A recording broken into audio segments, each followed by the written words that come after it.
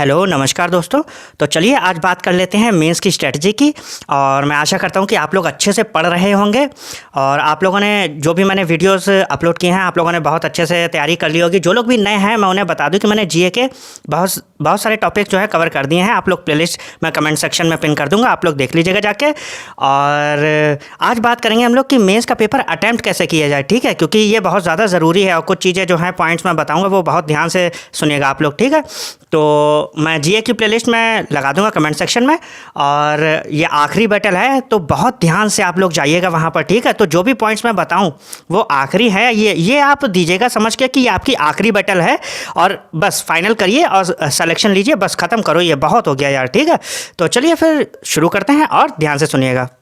फिलहाल जो है देखिए important points before going to exam hall.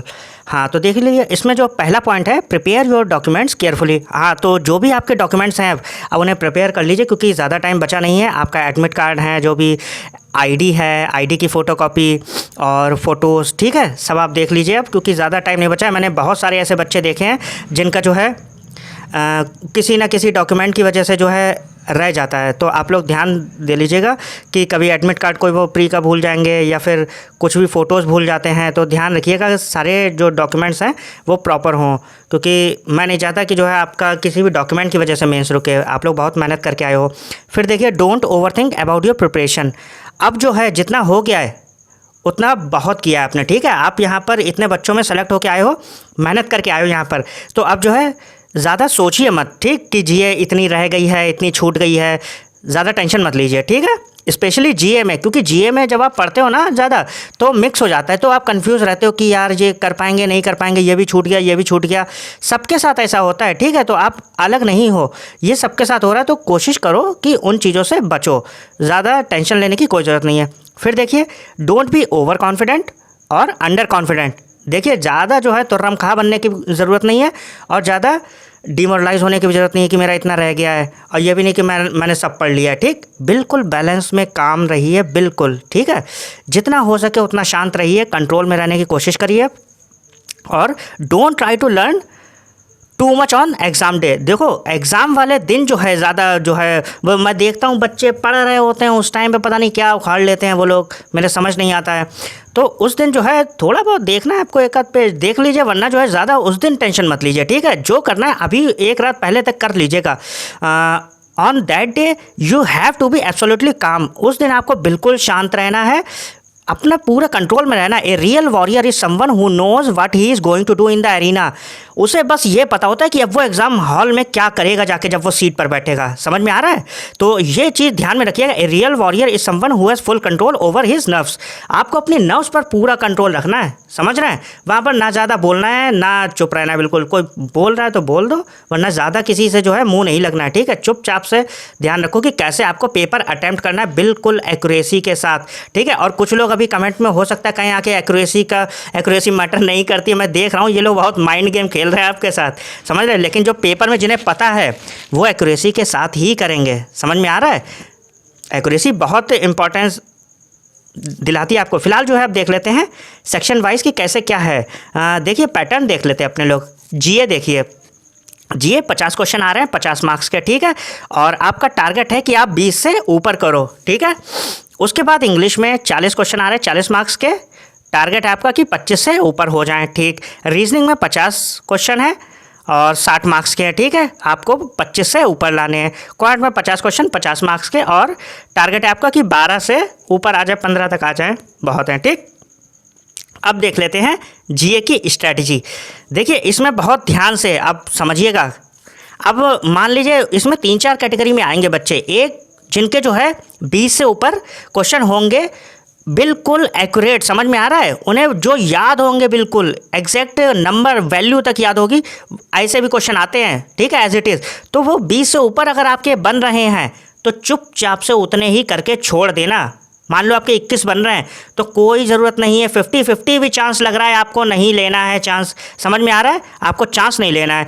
उसके बाद आ रहे हैं 15 से 20 वाले, बिल्कुल इसमें भी आपको चांस नहीं लेना है, समझ में आ रहा है। 15 से 20 मान लीजिए आपके 16 बन रहे हैं, 17 बिल्कुल आप वैसे ही छोड़ के चले आओ, क्योंकि यहाँ पर बहुत बेहतरीन तरीके से नॉर्मलाइजेशन होगा आपका, समझ में आ रहा है, और एक्यूरेसी भी होगी और ज़्यादा फ़ायदा मिलेगा। उसके बाद जो है अगर आपके 10 से 15 बन रहे हैं, ठीक है, अब जो है आप एक या दो से ज़्यादा नहीं, ध्यान रखिएगा, ठीक है। और वो भी कौन से वाले, जिनमें 2 ऑप्शंस लग रहे होते हैं कि यार ये हो सकता है या फिर ये हो सकता है। जब आपके 11 या 12 बन रहे हैं, ठीक है, तो आप 14 तक कर लो, 1 या 2 50% डाउट वाले जो है कर लो अटैम्प्ट, कोई दिक्कत नहीं है, ठीक है। अब देख लीजिए, अगर आपके अटैम्प्ट 5 से 10 में आ रहे हैं तो ध्यान रखिएगा पेपर बहुत टफ बना है, ठीक है। ऐसा होता है, ये मत कहिएगा कि सर 50 में क्या 6-7, ऐसे भी होता है ऐसा, ठीक है। तो अगर आपके 6 या 7 आ रहे हैं आपको, जैसे आपने एक राउंड लिया पूरा और उसमें आपके 5 या 6 ही अटैम्प्ट हो रहे हैं, इसका मतलब पेपर बहुत टफ आया है, समझ में आ रहा है।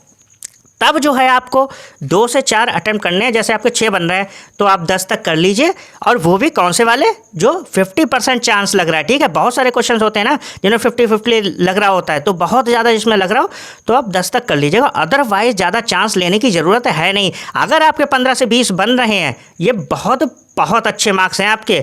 ये मत समझिए कि 50 की जी आ रही है तो मैं 35 कर लूँगा, 30 कर लूँगा, भाई साहब बकवास है। पेपर देखेंगे ना जाके आपको, तब पता चलेगा। मैं तो कह रहा हूँ पेपर इजी ही आ जाए लेकिन पेपर इजी आता नहीं है जीए का, ठीक है। तो अगर आपके 15 से ऊपर बन रहे हैं, बिल्कुल वैसे ही छोड़ के आ जाना, कोई तुक्का मारने की एक भी 50% चांस भी नहीं लेना, ठीक है। 10 से 15 है तो फिर आप ले सकते हो। फिलहाल अब देख लेते हैं नेक्स्ट स्ट्रेटजी, और ये है हमारे पास इंग्लिश की। इंग्लिश में देखिए, आरसी बिल्कुल छूना भी नहीं है, ठीक है। और आरसी भी मैं बताऊँगा कि कैसे अटैम्प्ट करना है, ये भी बताऊंगा। आरसी शुरुआत में नहीं लेना है, पैराजंबल भी नहीं लेना है, ठीक है। कोशिश करिएगा पैराजंबल भी ना लें। सबसे पहले आपको फिलर्स होते हैं, ठीक है। अगर दो ब्लैंक वाले हैं तो बहुत मज़े ही आ जाएंगे आपके। इंटरचेंज करने को आते हैं वर्ड्स, अगर वो आ जाए तो वो भी कर दीजिएगा। मैच द कॉलम आते हैं, वो कर लीजिएगा, ठीक है, शुरू में। और फिर जो है उसके बाद क्लोज टेस्ट करिए, क्लोज टेस्ट कर सकते हैं ईजिली, वो कर लीजिएगा। पैराजंबल तब कर लीजिएगा, ठीक है। उसके बाद जब ये आरसी आप अटैम्प्ट करो, समझ में आ रहा है, जब आप आरसी करो तो ध्यान रखना कि आरसी पढ़ना मत, पहले क्वेश्चंस देखना, ठीक है। मैंने प्लेलिस्ट बना रखी है, उसमें तीसरा और चौथा देख लीजिएगा जाके, वो अच्छे से समझाए हैं उसमें मैंने, तो वो देख लीजिएगा। वैसे मैं बता ही दे रहा हूँ, पहले आपको क्वेश्चंस देखने हैं, और क्वेश्चन में भी एंटोनिम सिनोनिम्स वाले, वन लाइनर्स वाले क्वेश्चंस अटैम्प्ट करने होते हैं। ये नहीं कि बड़े बड़े ऑप्शन वाले आप देखने लगे और पैसेज पढ़ रहे हो, ठीक है। वहाँ इतना भी ज़्यादा टाइम नहीं होगा इंग्लिश के लिए। फिलहाल जो है आपको पहले एंटोनिम सिनोनिम्स वाले, फिर वन लाइनर, और फिर बाद में बड़े क्वेश्चन। हो गया ये इंग्लिश की स्ट्रेटजी हो गई है। अब देख लेते हैं नेक्स्ट हमारे पास है रीजनिंग। रीजनिंग में देखिए, don't try to attempt puzzles. देखिए पजल छूनी भी नहीं है शुरू में। मैं मान रहा हूँ आप मास्टर हो पजल में, ठीक है, आपके आए होंगे आरआरबी पीओ में पूरे आए होंगे, कर लेते होंगे। लेकिन भाई साहब मेंस होता है, ठीक है। वहाँ पर मेंस की पजल टफ होती हैं, वो बनाते ही ऐसी हैं, वो आपकी पेशेंस चेक करते हैं। और मेंस में रीजनिंग में आपके एक एक नंबर वाले ही आपको सिलेक्शन दिलाते हैं, याद रखिएगा। तो सबसे पहले आपको डेटा सफिशिएंसी वाले क्वेश्चन करने हैं, अल्फ़ाबेट से रिलेटेड क्वेश्चन आएंगे, ठीक है, वो कर लीजिएगा।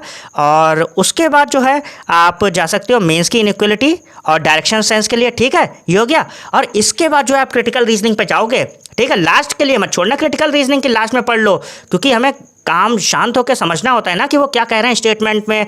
स्पेशली कॉज एंड इफेक्ट वाले जरूर कर लीजिएगा, इन्फरेंस वाले वो जरूर अटेम्प्ट करिएगा, ठीक है। क्रिटिकल रीजनिंग जो है सेकंड लास्ट नंबर पर अटेम्प्ट करिएगा, जब आप पजल्स कर रहे होगे अटेम्प्ट, और इनपुट आउटपुट है, चाइनीज़ कोडिंग है, उससे जस्ट पहले, ठीक है, जिससे लास्ट में हड़बड़ाए ना आप पढ़ते समय, तो ध्यान रखिएगा। उसके बाद है आपके पास लास्ट में, keep in mind in mains reasoning is 60% about 1 mark questions. देखिए वहाँ पर आप ये प्लान करके ही जाइए कि पहले आप 1 मार्क क्वेश्चंस ही करोगे।